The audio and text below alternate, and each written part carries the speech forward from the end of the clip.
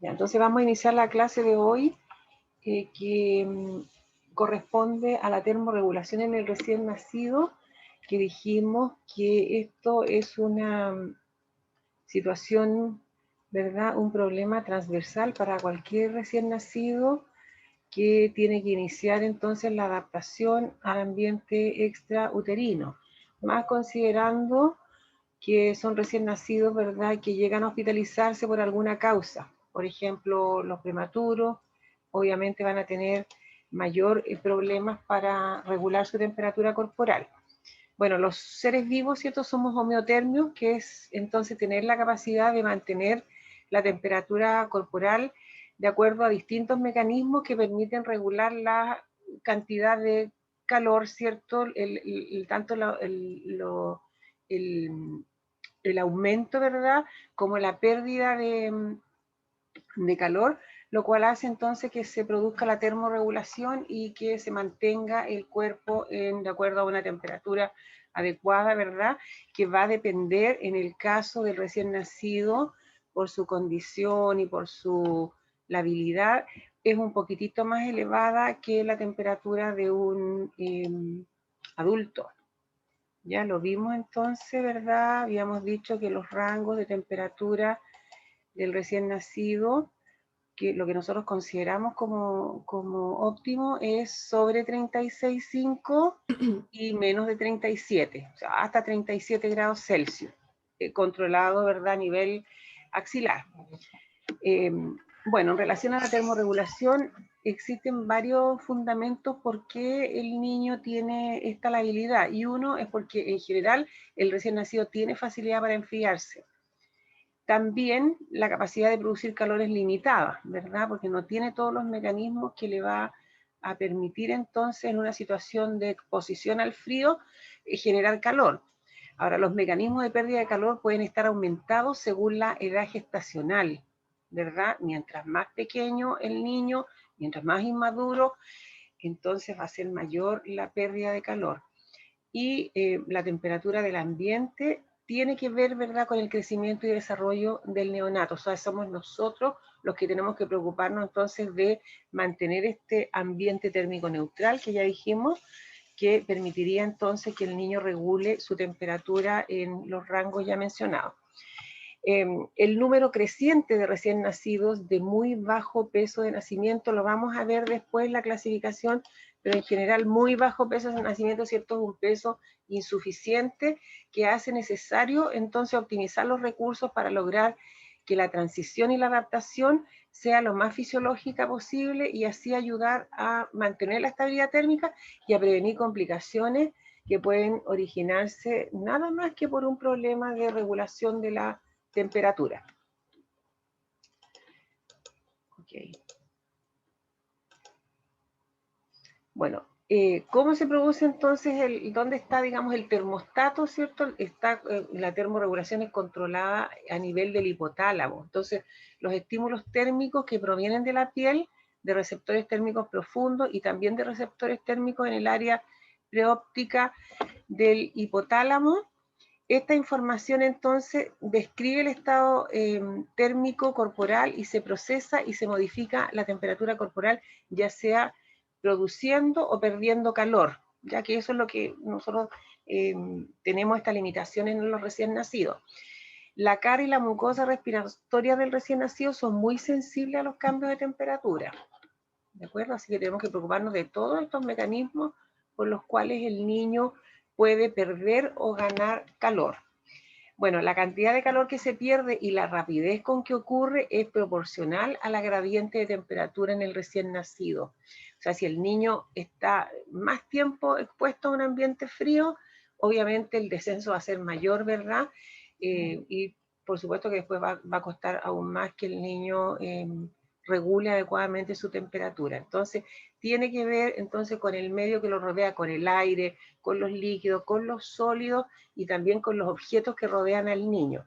Cuanto mayor sea la superficie también de contacto, mayor va a ser la transferencia de calor, ¿verdad? Desde el cuerpo que está más tibio, digamos, hacia lo que está más frío. Entonces ahí se va a producir una pérdida de calor. Ya, los mecanismos por los cuales se gana o pierde calor son convección, conducción, radiación y evaporación. Los vamos a ver ahora a continuación.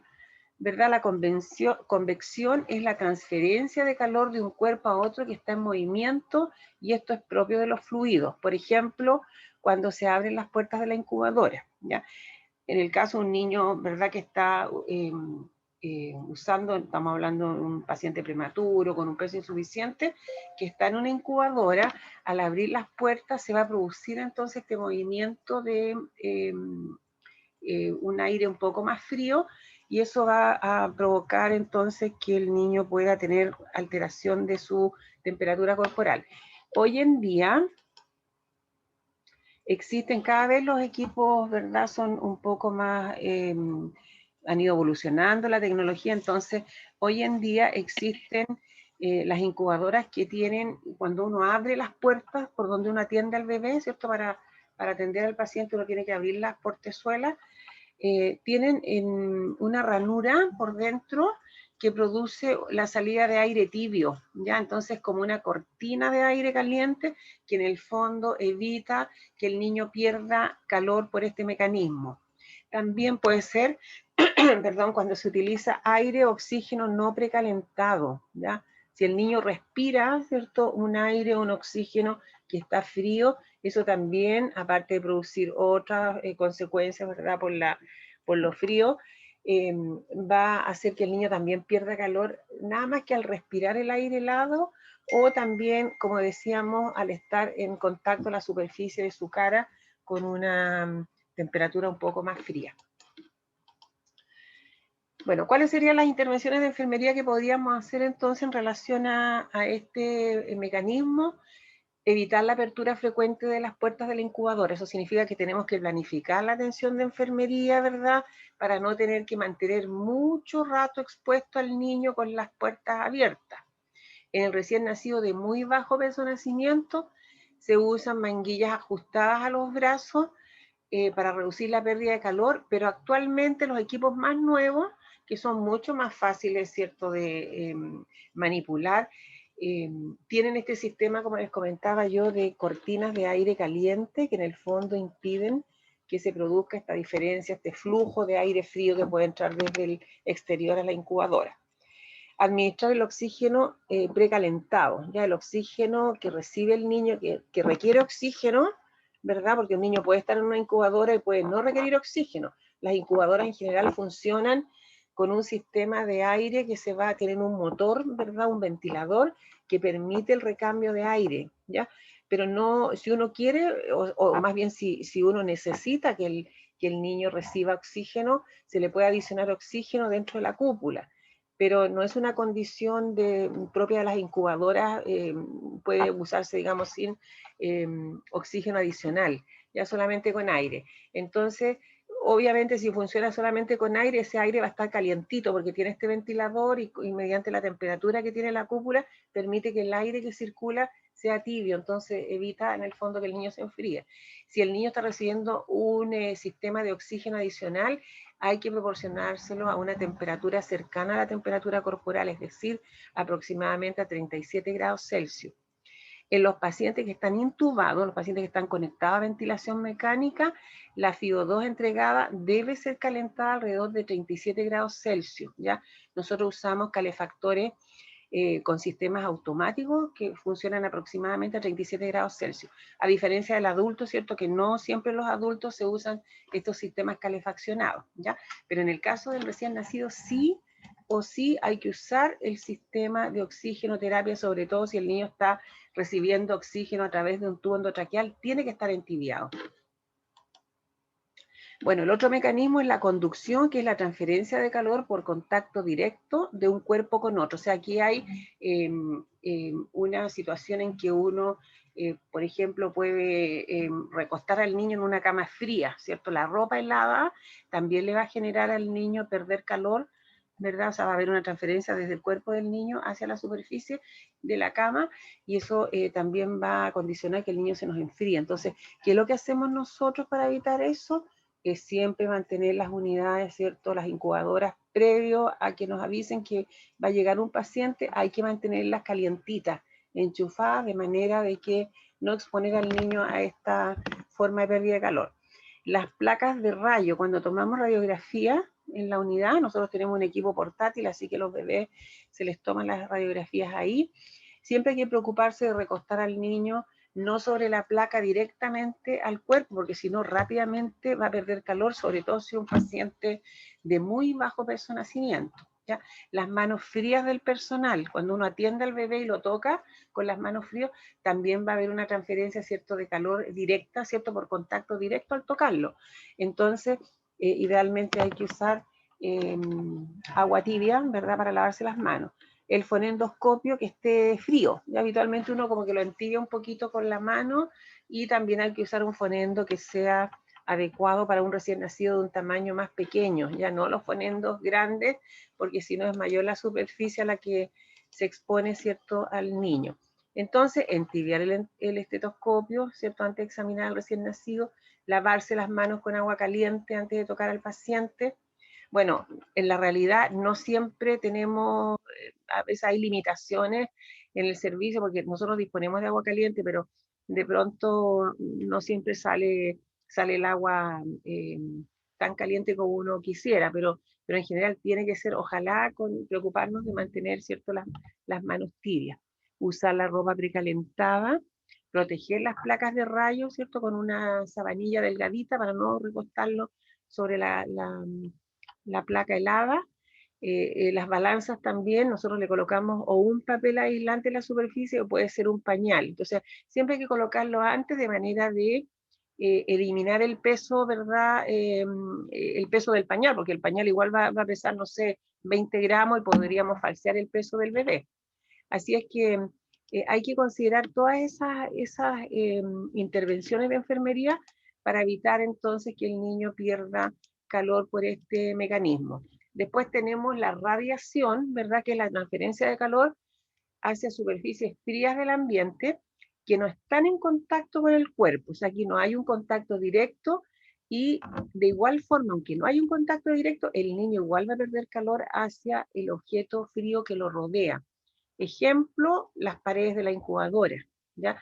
Si yo ubico, aunque la incubadora esté, ¿cierto?, con la temperatura dentro un poquito más elevada, si yo ubico la incubadora cerca de una ventana o de una puerta o de un lugar, un ambiente frío, por supuesto que va a costar mucho más que el niño termorregule, aun cuando esté dentro de la incubadora, o probablemente va a requerir un poco más de calor, ¿verdad?, del ambiente para poder regular entonces su temperatura corporal. Entonces, ganará calor de los objetos calientes a los que esté expuesto, por ejemplo, los rayos solares. Nosotros sabemos, ¿cierto?, que si uno se expone directamente al sol, se produce, ¿verdad?, rápidamente calor. Bueno, ahora no está indicado por el tema de las radiaciones y eso, y menos en el caso de los recién nacidos. Pero es un ejemplo, ¿ya? Y los radiadores de calefacción, por ejemplo, las cunas calefaccionadas, ¿verdad?, tienen en la parte superior calor radiante que impide entonces que el niño se enfríe mientras nosotros realizamos procedimientos eh, invasivos, generalmente, por ejemplo, la instalación de un catéter o una intubación o una exsanguinotransfusión, algún procedimiento que requiera, ¿cierto?, tener libertad para que los operadores se puedan ubicar bien, mover bien, realizar bien el procedimiento. La desventaja de esto, que idealmente no debiera usarse en los recién nacidos prematuros, sobre todo en los extremos, porque igual el niño, aunque tenga calor radiante, como el niño va a estar expuesto de todas maneras al ambiente, ¿verdad? Eso también hace que tenga aumentadas sus pérdidas insensibles. Entonces, de igual manera le va a afectar al niño. Entonces, lo que existe hoy en día son estos equipos de los que yo les conté que son híbridos, que se llaman incubadora cuno de procedimiento híbrida, que la parte superior de la incubadora se puede desplazar hacia arriba y convertir en una cuna radiante mientras se hace el procedimiento, y luego entonces, terminado el procedimiento, se vuelve otra vez a la forma de la incubadora, ¿ya? Digamos, se tapa la superficie superior de la cúpula y queda cerrado. Entonces, pero en general siempre hay que preocuparse de este tema. Nosotros las cunas radiantes las usamos, ¿verdad? Con calor radiante, pero principalmente para niños que son más grandecitos, ya recién nacidos de término, ¿verdad? Que son capaces también de poder regular mejor la temperatura. Las intervenciones para evitar entonces esta forma de pérdida de calor sería mantener la incubadora precalentada a una temperatura adecuada para mantener la temperatura corporal en rangos normales. En el recién nacido de muy bajo peso, utilizar incubadoras de intensivo, que estas incubadoras de intensivo tienen doble pared, o sea, tienen la pared externa, ¿verdad?, de la cúpula, y por dentro tienen otra pared más, entonces queda como mucho más aislada la parte externa. Entonces la parte interna, ¿verdad?, queda mucho más protegida y es más fácil mantener estable la temperatura dentro de la cúpula. Mantener las incubadoras y cunas lejos de paredes o ventanas y corrientes de aire acondicionado. Por evaporación, bueno, la evaporación entonces es la pérdida de calor durante la conversión del estado líquido al estado gaseoso.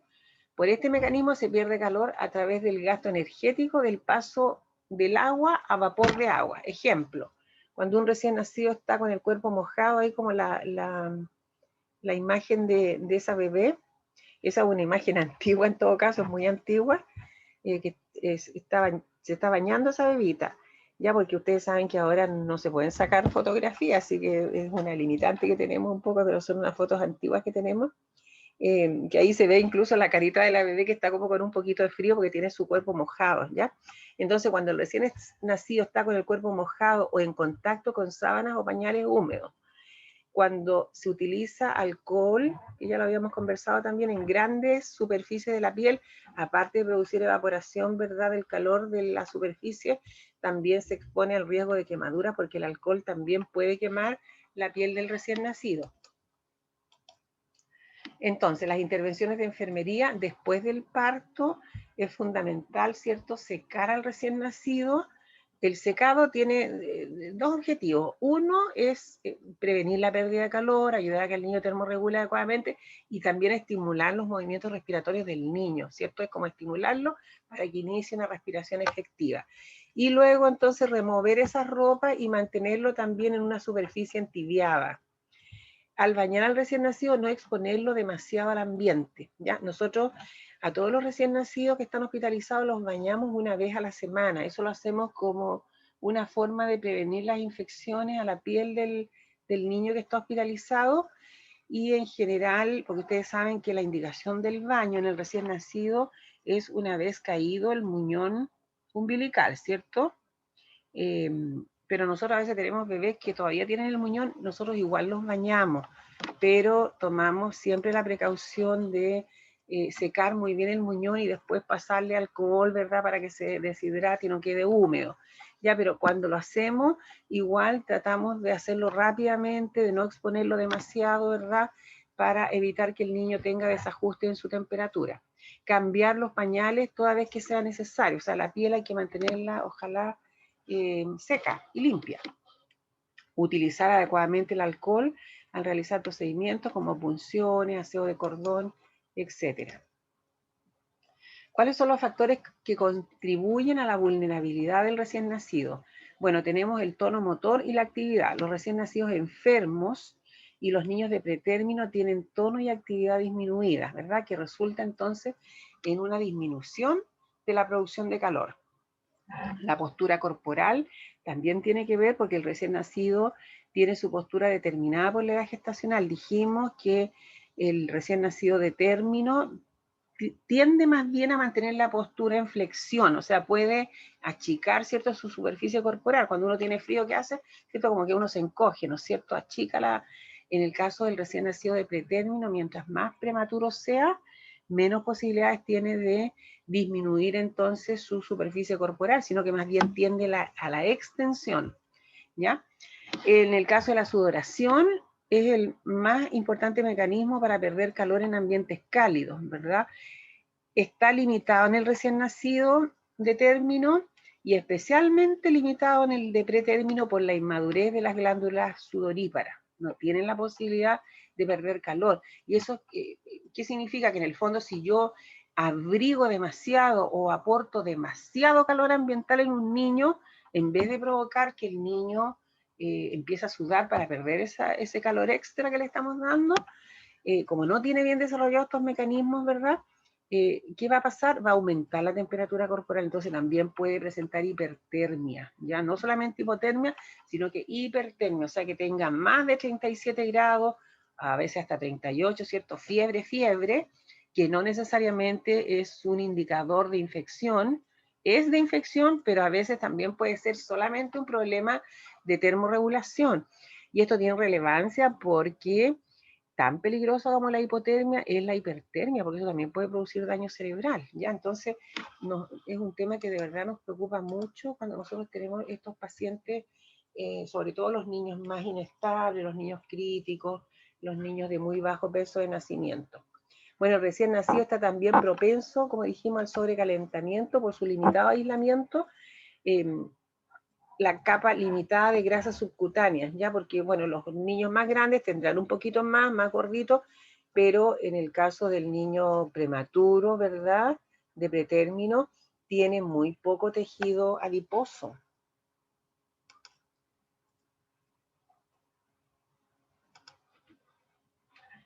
Bueno, el sobrecalentamiento entonces aumenta las pérdidas de agua, la tasa metabólica y la frecuencia respiratoria y por lo tanto el aumento del consumo de oxígeno, ¿ya?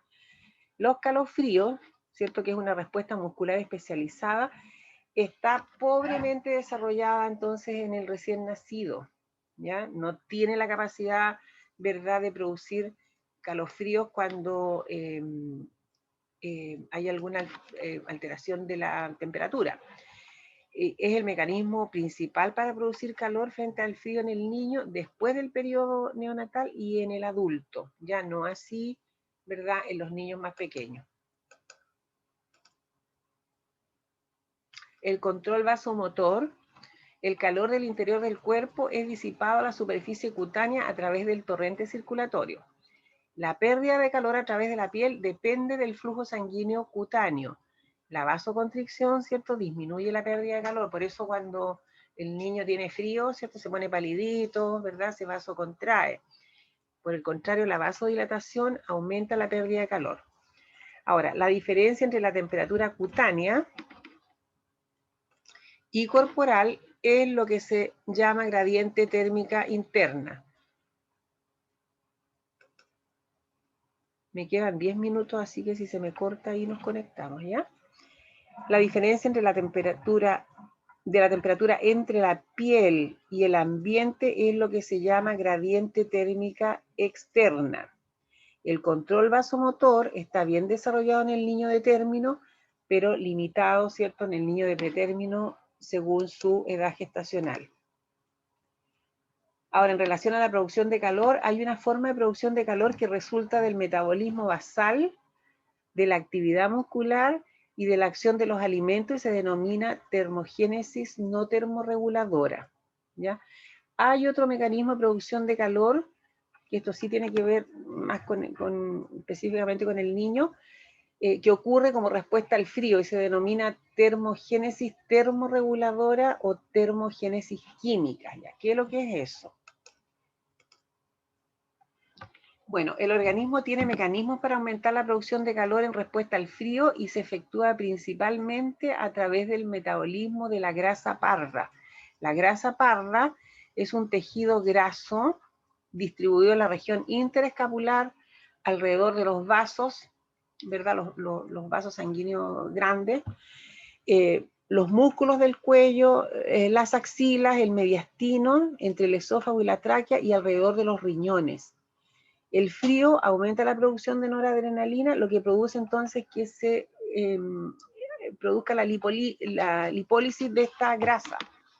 Se modifique, digamos, para ayudar entonces a la termorregulación. Aquí está más o menos en el niño donde se distribuye esa grasa parda. Por supuesto que tiene que ver con la edad gestacional, porque un niño prematuro, como tiene muy poquito tejido adiposo, casi no van a tener, ¿verdad?, desarrollo de esta grasa parda. Ya. Se define entonces como ambiente térmico neutral, ¿cierto?, al rango de temperatura del ambiente en la cual la tasa metabólica, es decir, el consumo de oxígeno, es mínimo y la regulación de la temperatura corporal se efectúa por mecanismos físicos no evaporativos, ¿ya? O sea, entonces el ambiente térmico neutral, ¿verdad?, es la temperatura que nosotros tenemos en la unidad. Dentro de la unidad nosotros dijimos que trabajamos más o menos 25, 26 grados Celsius. En la incubadora, ¿cierto?, en el caso del niño prematuro, el microclima que va a tener ahí, el ambiente térmico de la incubadora va a ser los grados que yo le ponga, que van a ser más de 26 grados, probablemente 28, 29, 30, 31, 32, dependiendo de lo que el niño requiera, ¿verdad?, para que el niño pueda regular entonces adecuadamente su temperatura. Dentro de este rango, entonces el niño va a estar en equilibrio con el ambiente, lo cual le va a permitir entonces mantener su temperatura sobre 36,5 y menos de 37 grados, ¿ya? El ambiente térmico es ideal entonces para el crecimiento y desarrollo, ¿verdad?, y la sobrevida del prematuro y del niño enfermo. O sea, es fundamental en un paciente que lo tenemos con alguna complicación, ¿verdad?, relacionada o con alguna patología, con un distrés respiratorio, con una infección, o que el niño es prematuro, ¿verdad? Si nosotros le proporcionamos la cantidad de calor ambiental que requiere para mantener su temperatura corporal, vamos a permitir entonces un mejor desarrollo y sobrevida de ese niño.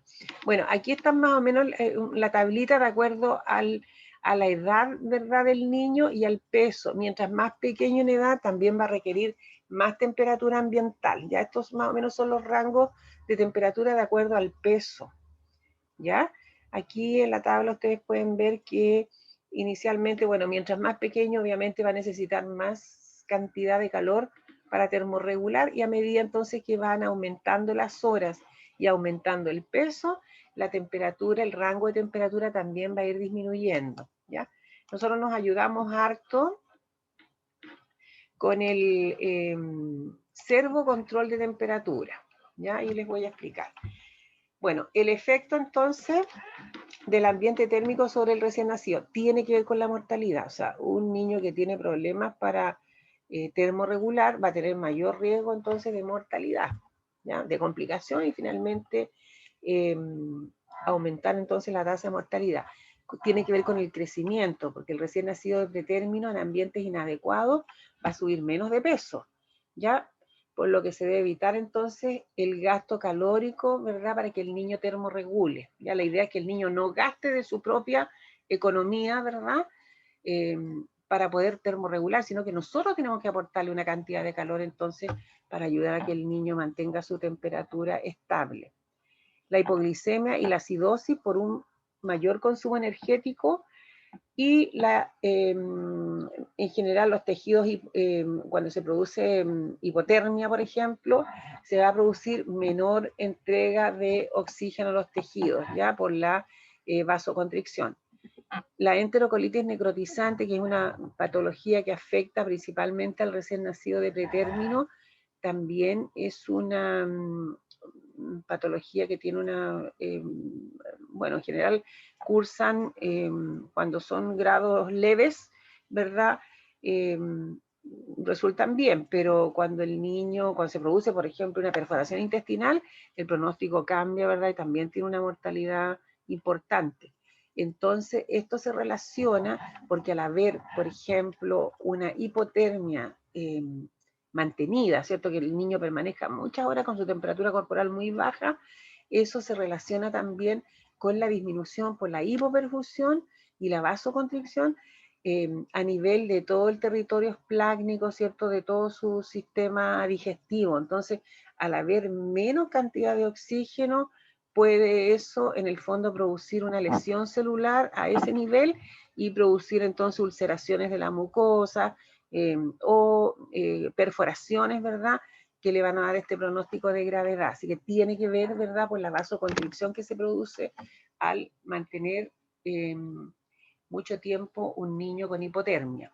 Ya, la hipertermia, bueno, tiene que ver, como les comentaba, con el mal uso de las incubadoras y de las cunas radiantes, porque eso depende de nosotros, ¿verdad? Preocuparnos de mantener este ambiente térmico que ya vimos que nos sirve la tablita que les mostré anteriormente, pero que fundamentalmente uno tiene que ir evaluándolo de acuerdo a cada paciente individual, porque todos los niños no termorregulan igual, no necesitan la misma cantidad, aunque tengan el mismo peso o la misma edad gestacional. Hay niños que termorregulan mejor, bueno, va a depender de las condiciones clínicas, en fin, así es que en eso uno tiene que, es casi propio de nuestro quehacer de enfermería, asegurarnos que el niño no tenga, ¿verdad?, una alteración importante de su termorregulación. Ahora vamos a ver el manejo del ambiente térmico apropiado en el recién nacido. En la sala de parto, bueno, dijimos la temperatura del ambiente importante, 24, 26 grados, el secado rápido, también lo vimos, cubrir la cabeza con un gorro, porque en general la superficie corporal de la cabeza, como los niños tienen la cabecita más grande, es importante, entonces hay que tratar de cubrirlo. Una de las recomendaciones es no rasurar el cabello del bebé también, porque eso, el cabello del niño ayuda a mantener la termorregulación en el recién nacido. El primer baño debe ser postergado hasta que la temperatura corporal se estabilice en 36,6 a 37 grados. La cuna de calor radiante para las atenciones, y lo otro que favorece también la termorregulación es el cuerpo tibio de la madre. Hay algo que se hace cuando el niño está estable, apenas nace, en la atención inmediata, es el apego, ¿verdad? El pasarle el bebé a la mamá para que lo tenga, ¿cierto?, en su cuerpo, y ahí también eso va a ayudar a mantener la temperatura corporal. El método de calentamiento depende entonces de la edad gestacional y del estado clínico del niño. La primera forma de calentamiento en un recién nacido de término vigoroso es el contacto piel a piel. ¿Ya? Si este método no es efectivo, o si el recién nacido es de pretérmino o no se encuentra vigoroso, entonces el método de calentamiento es la incubadora. ¿Ya? Las incubadoras son equipos entonces que permiten mantener la temperatura corporal, y alcanzará más o menos la temperatura prefijada como alrededor de 30 minutos, 30, 40 minutos. Por eso que siempre hay que tenerlos encendidos para poder entonces tenerlo disponible en el momento que se requiera. Ya las incubadoras permiten un ajuste automático de la temperatura del aire o la temperatura de la piel del niño. Eso se denomina servo control de temperatura y se usa según la decisión del operador, pero nosotros decidimos de acuerdo al estado